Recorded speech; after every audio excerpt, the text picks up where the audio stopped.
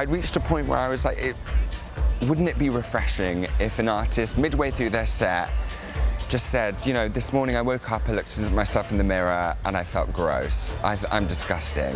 That would be so relatable.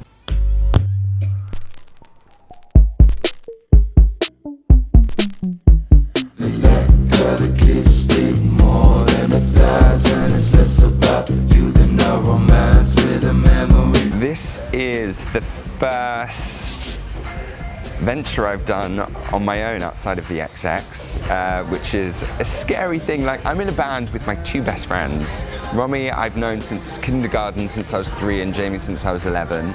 And there's a level of like security and comfort in that band that is incredible, but also has meant that I haven't had to like venture outside of this like private island that we've made. I wanted to learn some new stuff so I can come back to Romy and Jamie being like, look what I have.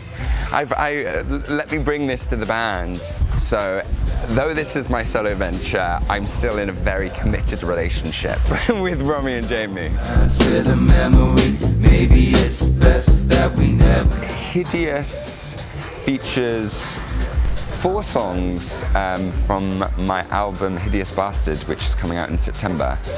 The whole process of making Hideous has been very intimate. Like I think the first 6 to 9 months of speaking with Yann, it was just about getting to know each other. There was no talk of working on anything. I reached out to him like a fanboy. I found his email, I emailed him and I said, my name's Oliver, I'm a big fan. Why did you do this in this film? I just wanted to make a friend. But Yann just created such like a warm, sensitive, queer space on set that he allowed me to do things I never thought I'd be able to do.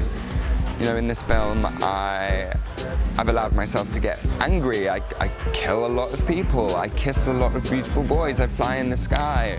All things that I never thought I would allow myself to do. Hideous, I hope, doesn't give a misleading representation. When I say in the song, am I hideous? That isn't a question anymore for the outside world. That's like a counteractive one for myself. That actually empowers me now. Like, when I am feeling like in self-loathing, I can ask myself, am I hideous? And I know that I'm not. I notice so many artists, I think, feel a pressure to turn into life coaches and preach the word of like self-love. And, you know, I heard a lot of that, and I think I'd reached a point where I was like, wouldn't it be refreshing if an artist midway through their set just said, you know, this morning I woke up, I looked at myself in the mirror and I felt gross. I'm disgusting. And that would be so relatable. By acknowledging that you feel different or you feel ugly in some way, it still has the same destination as preaching self-love. I've become a firm believer that the best antidote to fear and shame is shedding some light on it. I'm not a finished product. I still have shame, I still have discomfort with myself, but I feel a lot freer than I did a few years ago.